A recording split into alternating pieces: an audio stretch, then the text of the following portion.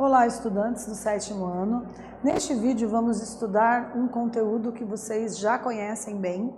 Vamos analisar as reportagens, porém, vamos analisar quando as reportagens trazem em seus elementos composicionais alguns gráficos para complementar as informações que estão sendo discutidas nos textos em prosa, né? Então, a gente vai analisar com maiores detalhes quais são as possibilidades de existirem aí os gráficos, em que contextos que eles aparecem e por que eles ajudam a complementar as informações intencionadas pelo jornalista, pelo pesquisador que está elaborando a reportagem. Eu sou a professora Rosa Helena Bueno, estou ministrando as aulas de língua portuguesa para o 7º ano, estou fazendo aqui a docência compartilhada com o meu colega Natan, que está aqui nos honrando com a sua presença, fazendo a transcrição da minha fala para a linguagem de sinais, para a linguagem em Libras. Parabenizo vocês, todos e todas, por estarem aí contemplando as nossas videoaulas, mostrando o quanto vocês se preocupam com o intelecto de vocês, e aqui a gente tenta sempre com muito carinho compartilhar um pouco dos nossos conhecimentos adquiridos ao longo do nosso curso de graduação, do nosso curso aí em letras, né? Para que vocês possam também produzir conhecimento, né? Se apropriar de novos conceitos e serem falantes e escritores competentes da nossa língua portuguesa, né? Auxiliando vocês também aí na habilidade interpretativa no momento em que vocês têm que analisar, compreender, interpretar os enunciados de qualquer texto em língua portuguesa. Então, mãos à obra, vamos começar? Observem aqui que os nossos objetivos consistem em fazer a leitura e a interpretação de reportagens, reconhecer a finalidade do gráfico na reportagem e estabelecer relação de causa e consequência entre as informações apresentadas em uma reportagem. É muito comum reportagens apresentarem gráficos. Você sabe por quê? Observem que aqui até a palavra porquê, só por curiosidade, ela foi colocada no final da pergunta. E aí vocês se lembram que no final de uma frase interrogativa, o que acontece com o nosso porquê? Ele ganha um acento circunflexo, além de ser separado, né? Então o porquê separado ele é utilizado para fazer perguntas no início de frase interrogativa, no início de uma pergunta, porém no início ele fica sem o acento circunflexo. Já no final, quando a gente coloca ele no final da pergunta, ele ganha um acento circunflexo, mas continua separado. Por quê? Porque estamos ali no final de uma frase interrogativa. Só uma das curiosidades do uso dos porquês, né? Mas e aí? Por que será que é comum as reportagens apresentarem gráficos? Será que os gráficos, trazendo dados numéricos, dados estatísticos, eles realmente auxiliam o leitor a interpretar a reportagem, né? Eles complementam ali as informações? Então é um pouquinho disso que a gente vai analisar. Começando aqui pela leitura, convido vocês a lerem comigo. Então temos aqui a seguinte manchete: gastos de brasileiros com delivery aumentam 187% por causa da pandemia. O principal setor responsável pela alta foi o de pedido de alimentos por meio de aplicativos, que representam cerca de 149% do crescimento do setor, por Alan Magno, 29 de janeiro de 2021. Vejam que é uma reportagem bem recente. A pesquisa levou em consideração os gastos feitos por 46 mil brasileiros ao longo do último ano e constatou que a alta no setor foi alavancada pelo serviço de entrega de comida, por meio de aplicativos terceirizados, como o iFood, o Rappi e Uber Eats. Confira gráfico comparando o crescimento de cada uma delas. Continuação da leitura. O crescimento de empresas de entrega de comida por delivery no Brasil em 2020. Então vejam que aqui a gente tem a empresa, né, na vertical, então a gente tem Uber Eats com 37%, Rappi com 121% e iFood com 172%. Percebam também a seleção, né, da pessoa que elaborou esse infográfico, esse gráfico, né, da pessoa que elaborou o gráfico, qual foi a intenção dela ao selecionar as cores, né, as cores que ilustram aqui os percentuais. Então vejam, para o iFood, que houve um crescimento de 172% a mais, a gente tem uma cor vermelha, que dá um destaque maior na nossa coluna, que ilustra esse gráfico, esse percentual, né? Já para o Rappi, foi 121% a mais, né? Ele escolheu uma cor ali laranja, um meio termo, né? E por Uber Eats, verde, 37%, né?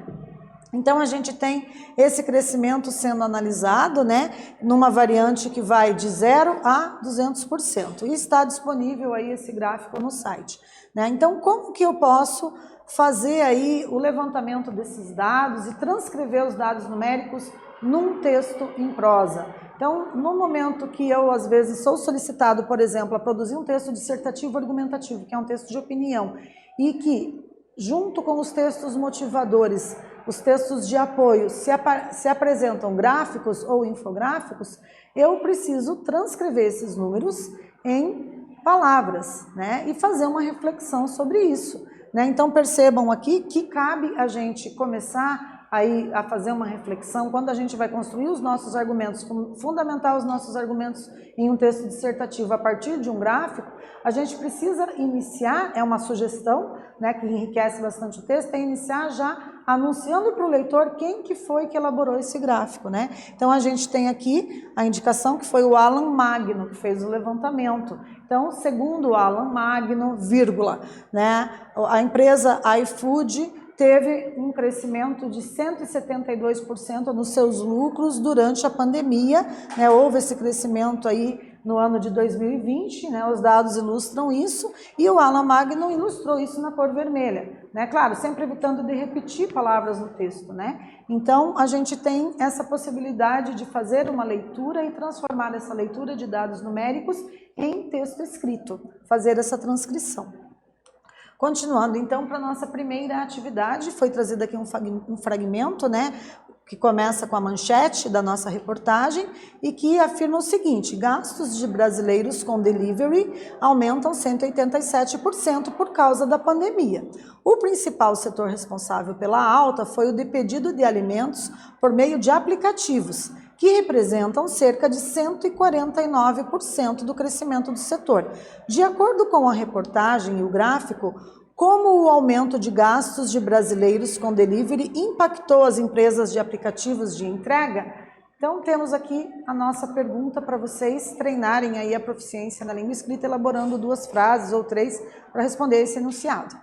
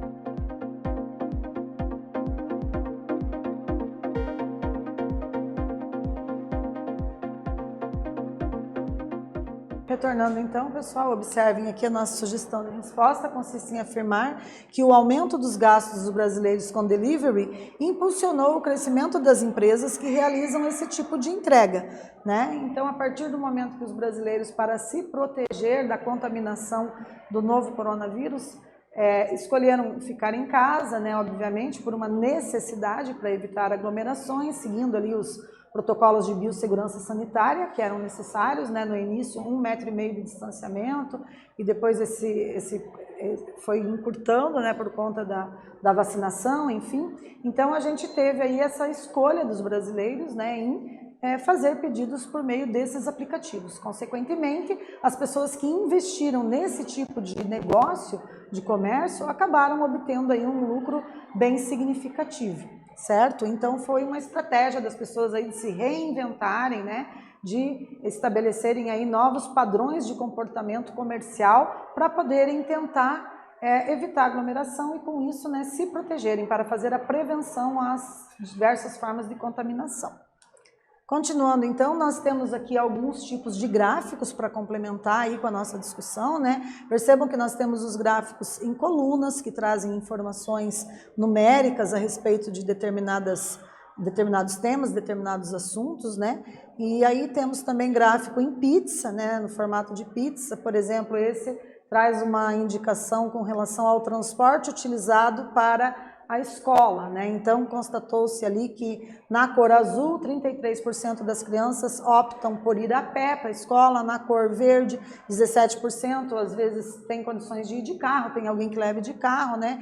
E 50% pessoas que vão elas próprias dirigindo o carro ou moto, né? Enfim, autocarro ali, alguma coisa similar, talvez ônibus, né, numa outra legenda ali, numa cor mais salmão, digamos assim, né? Então, as cores são utilizadas também para ajudar o leitor a interpretar os dados.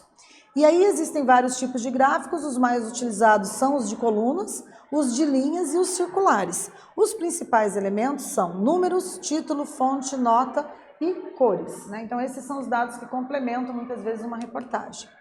Vamos para a segunda leitura, pessoal? Então, aqui, o título traz o seguinte: o consumo de energia elétrica na pandemia, gráfico da semana por Mauro Rodrigues em 27 de outubro de 2020.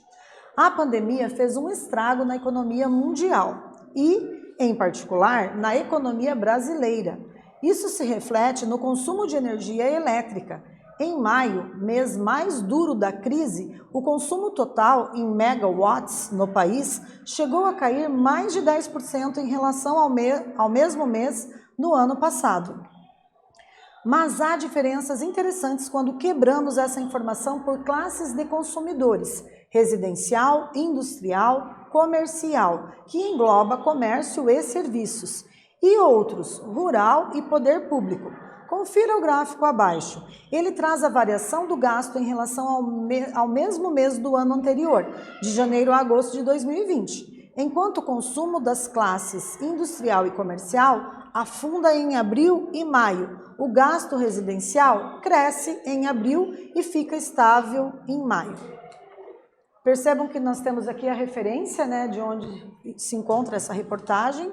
E aqui temos o gráfico que vai complementar essas informações. Então, há uma taxa de crescimento em relação ao ano passado. A gente percebe aqui o consumo de energia elétrica em 2020, né?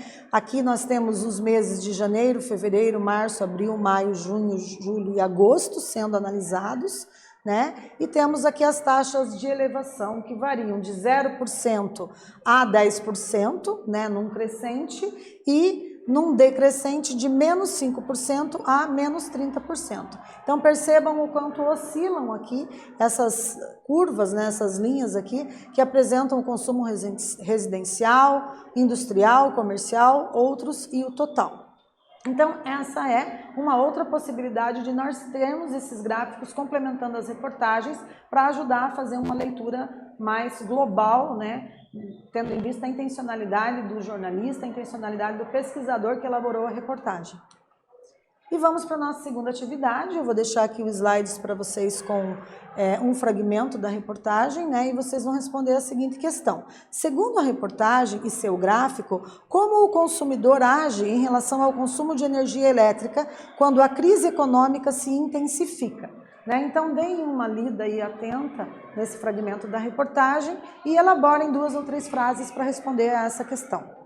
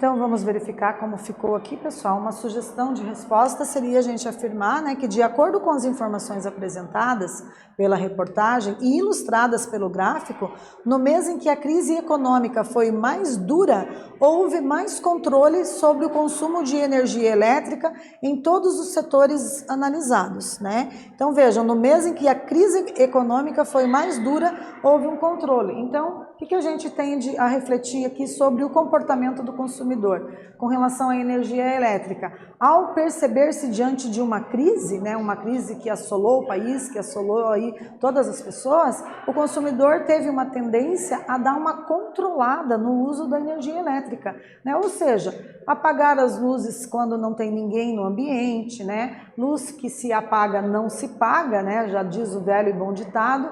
Então fica a dica, né? Essa talvez seja uma estratégia, né? Reduzir os banhos, reduzir aí a quantidade de equipamentos que ficam ligados desnecessariamente, como notebooks, computadores, aparelhos de televisão, rádio, etc. Né? Então são algumas dicas aí para tentar reduzir o consumo de energia. Então, o que aprendemos nessa aula? Nós lemos e interpretamos reportagens, reconhecemos a finalidade do gráfico na reportagem, estabelecemos relação de causa e consequência entre as informações apresentadas. Então, nesse vídeo, nós tratamos com mais pormenores alguns elementos composicionais da reportagem. Espero que vocês tenham gostado e até breve.